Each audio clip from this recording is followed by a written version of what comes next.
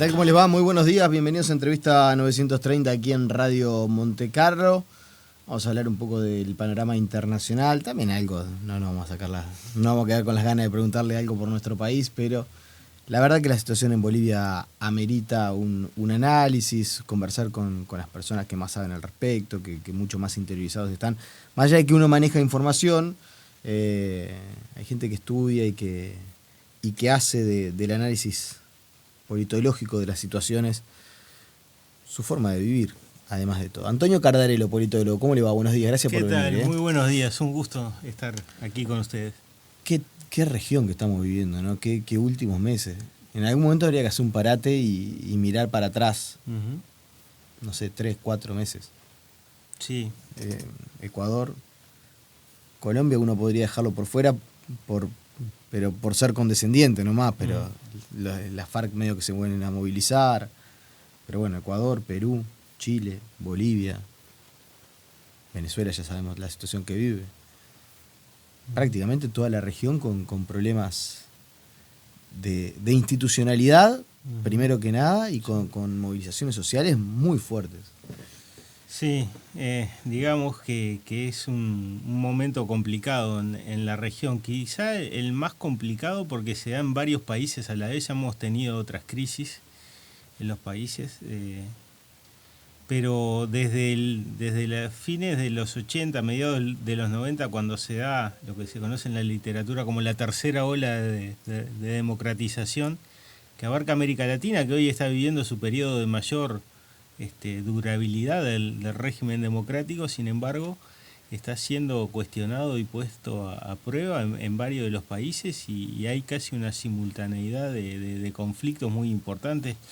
Ahora vos hacías un repaso. Bueno, Colombia quizá ahora no esté tan latente, pero Colombia es el país que ha tenido la guerra civil más larga desde mediados de los 60 hasta ahora, donde el proceso de paz ya ha sido boicoteado por parte de la FARC, y donde el gobierno entrante también tiene un talante bastante más duro que su antecesor Santos, que buscaba justamente darle un término a este conflicto. Y después todo lo que está pasando en Perú, donde desde hace varios años ningún presidente puede concluir el mandato. En Ecuador, desde la salida de Correa, lo que ha pasado con Lenín Moreno. Y bueno, Chile, la crisis que ha habido en Brasil últimamente, desde el 2016 para acá. Sí, porque no estamos considerando en esto la situación de Lula, que también fue liberado el fin de semana, y que eso llevó a movilizaciones sociales. No, claro, pero llevó también todo el proceso de impeachment de la presidenta Dilma Rousseff, si había habido un golpe, si no, si se abusó del instrumento del juicio político. Argentina, que está en una crisis bastante importante. Ahora parece que el resultado electoral acomodó un poco las cosas, pero igual hay una efervescencia bastante importante. Y lo de Chile, ¿no? Sí. O sea que tenemos la democracia está cuestionada. En esto voy a sumar, porque tampoco fue hace mucho. En Paraguay, con Fernando Lugo, hubo problemas también. O sea, de verdad, Uruguay es casi una isla en América Latina en estos últimos años, de ser el país, no sé, pongamos una década para poner un tiempo medio antojadizo, pero que el único país que en una década no tuvo problemas institucionales severos es Uruguay. Eso habla mucho de la región también. Sí, bueno, es que la inestabilidad política ha sido la constante en la región. Por eso destacaba que desde fines de los 80 la región vive su mayor periodo en regímenes democráticos. Quizá la excepción de las pocas excepciones a eso es justamente Uruguay, con Chile y Costa Rica, que tenían ya desde antes de los golpes de Estado de los 60 y 70, ya tenían una trayectoria democrática bastante extensa. Y Uruguay sigue siendo el país que mejor reivindica la democracia en todas esas encuestas que se hacen a nivel de región, como el Latinobarómetro, como la POP, que miden el apego de la ciudadanía a la democracia, donde todos los países están mostrando un declive. Uruguay sigue siendo, con también una pequeña pérdida de confianza en la democracia, sigue siendo el país que mejor reivindica el régimen democrático. Está bueno, antes de ingresar de lleno en la entrevista, no es chauvinismo esto, pero sí valorarlo, porque cuesta mucho cultivar la democracia, incluso en periodo de campaña electoral, Y la verdad que es un activo bien grande que tenemos aquí en nuestro país, ¿no? Sí, en gran parte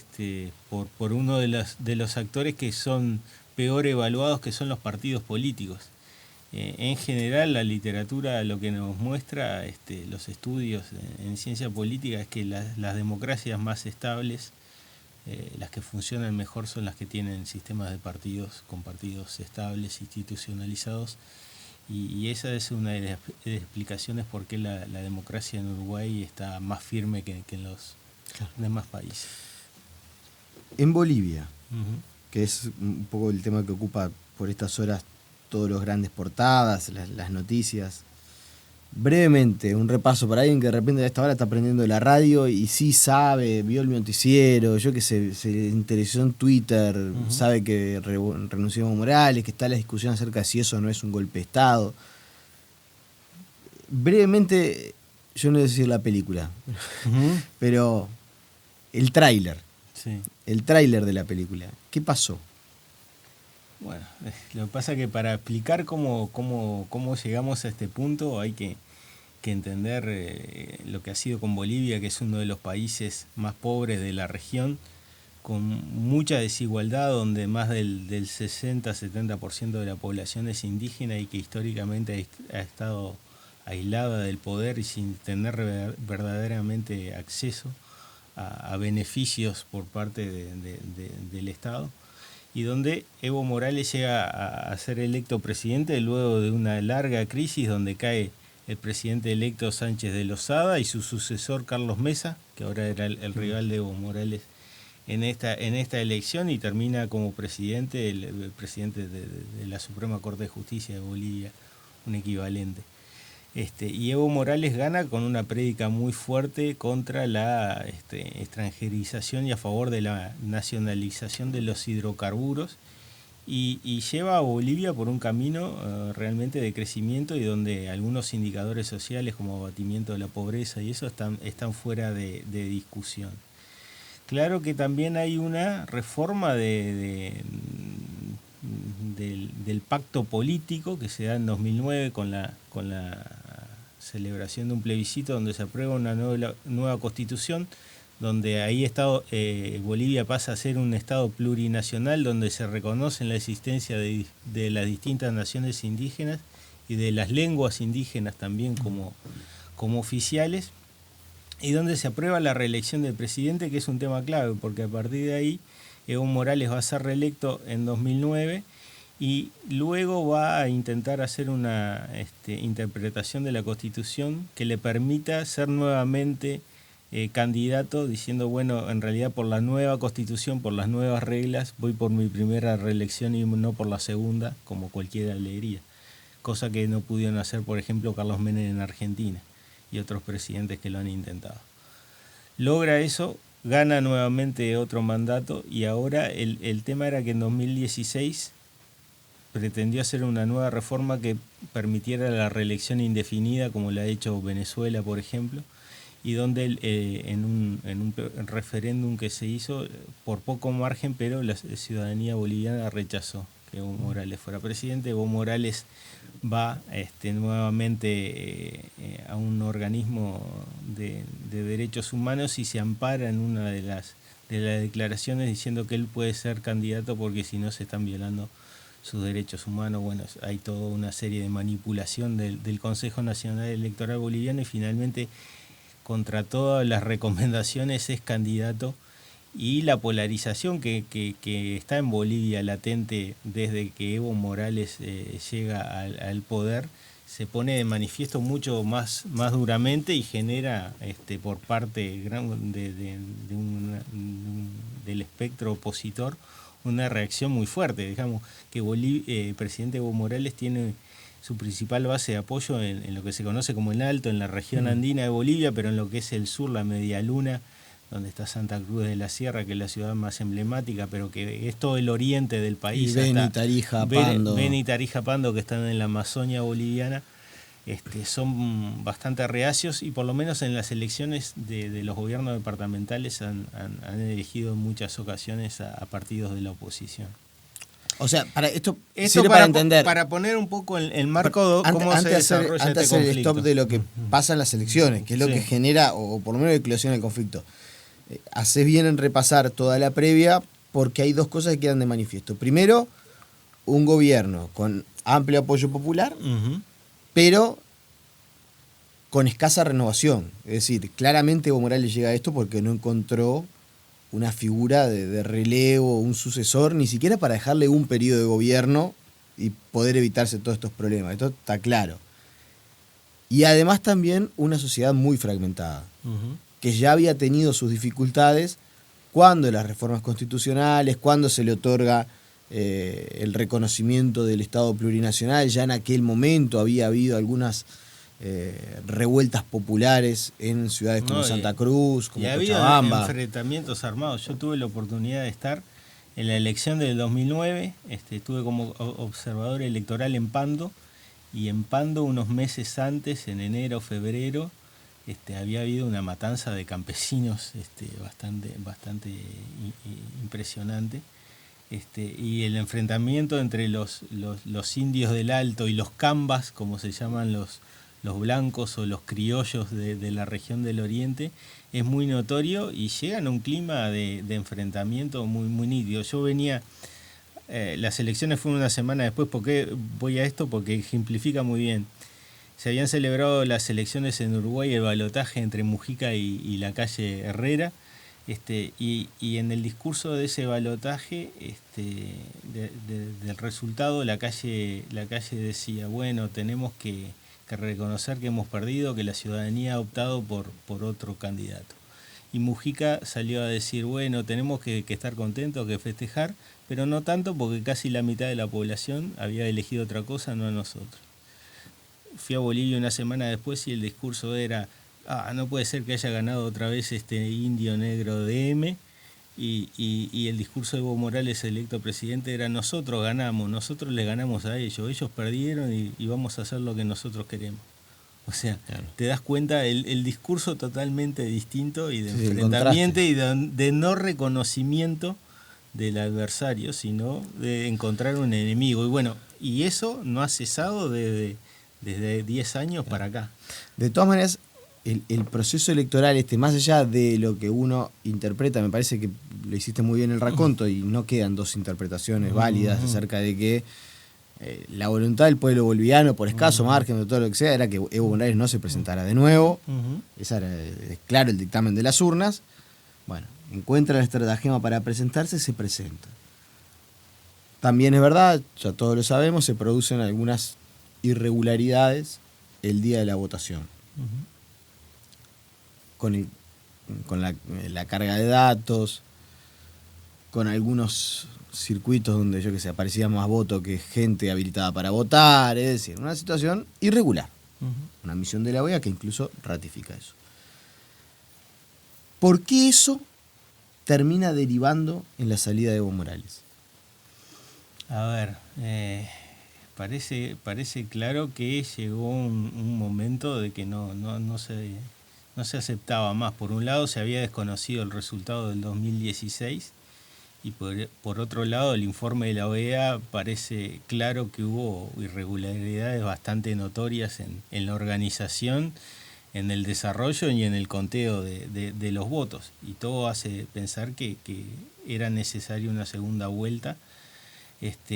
Al presidente Evo Morales no quiere reconocer eso, me parece que ahí comete otro error. Ya había cometido el error en no reconocer el resultado y en presentarse, pero no reconocer lo que había pasado el día de la elección también es un error muy grave. Y lo que le da margen es a todos los que tenían críticas muy fuertes por lo que representaba, por el modelo político y de reformas que presentaba Evo Morales, le da servido en bandeja todo el lado de que estamos frente a un proceso irregular, donde la transparencia que debe tener las elecciones en un régimen democrático no está cumplida. Y bueno, desde el 20 de octubre para acá lo que tenemos es que cada vez ha habido más hechos de violencia y el espiral de violencia es justamente eso. No hay un solo culpable. Hay parte de responsabilidad de la oposición y hay parte de responsabilidad muy grande también del gobierno. Y eso no es un golpe de Estado. Yo creo que es un golpe de Estado, porque se termina con el mandato de un presidente que tendría que estar entregando el poder el 20 de enero, más allá de que no se tendría que haber presentado a elecciones, más allá de estas irregularidades, había reconocido recién la necesidad de celebrar nuevas elecciones. Yo creo que se tendría que haber llegado a un acuerdo de celebrar nuevas elecciones. Ya había reconocido el informe que hizo la OEA, quizá exigiendo sí que no fuera candidato Evo Morales, pero dejarlo concluir este mandato. Cuando se interrumpe un mandato, para vos es un golpe de es Estado. un golpe de Estado. ¿Qué país, qué papel? En estas circunstancias, ¿no? Si Sí. si hubiera habido una instancia de un juicio político, Ahí ahí es otra es cosa. otra cosa. Pero ¿qué papel juega en Bolivia las Fuerzas Armadas, el ejército y la policía? Incluyo la policía también porque hubo algunos primeros incidentes vinculados a la policía, donde lo primero que hacen es decir nosotros no nos vamos a enfrentar con el pueblo. Después le sugieren a Evo Morales su salida.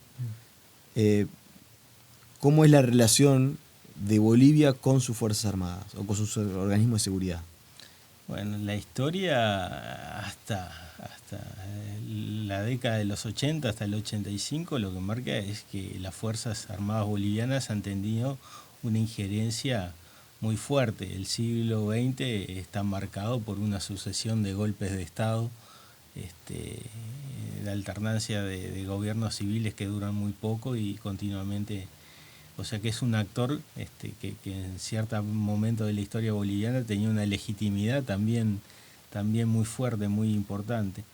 A partir del 85, aparentemente las Fuerzas Armadas estaban subordinadas en forma bastante clara al poder civil, y la reforma constitucional lo que hace es ponerlos como salvaguardas también del régimen y del orden republicano.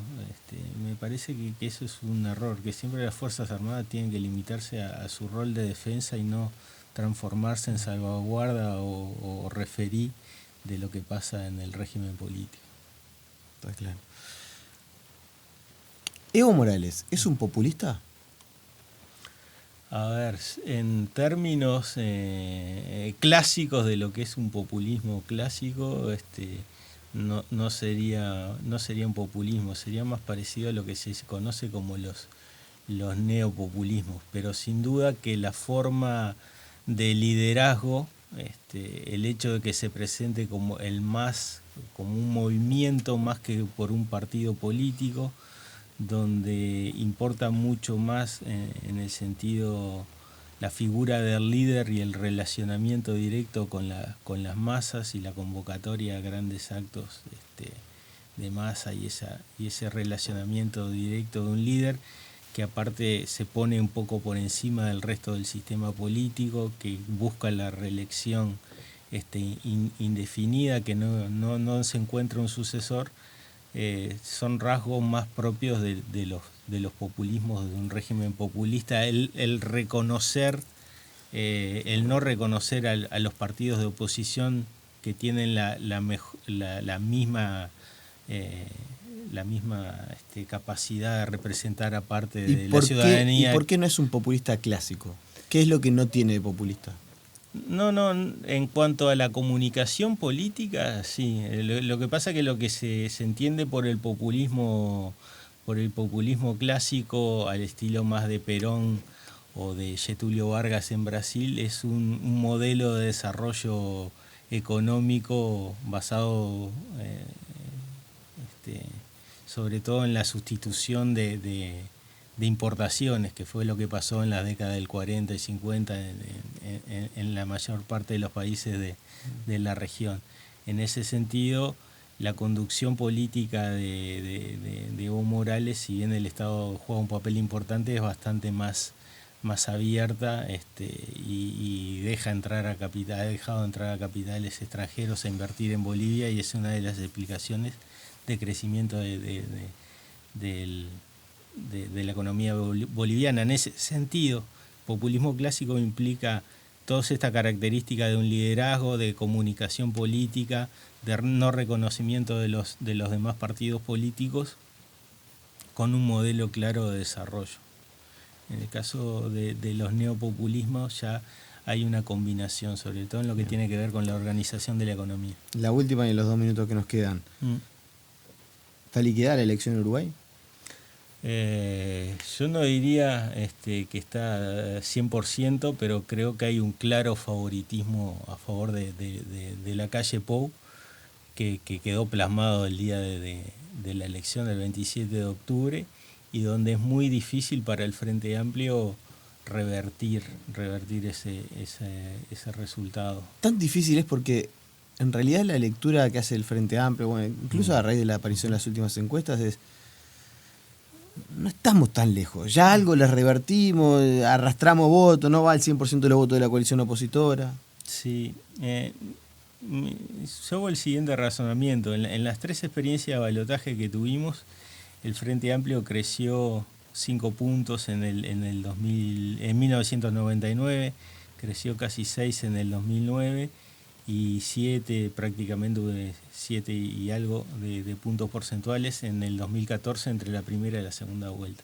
Y estamos hablando que partía de situaciones completamente diferentes, sobre todo los 2 últimos, con una situación francamente favorable, con un gobierno que ofrecía muy buenos guarismos en cuanto a la evaluación que la población hacía, de la aprobación del presidente.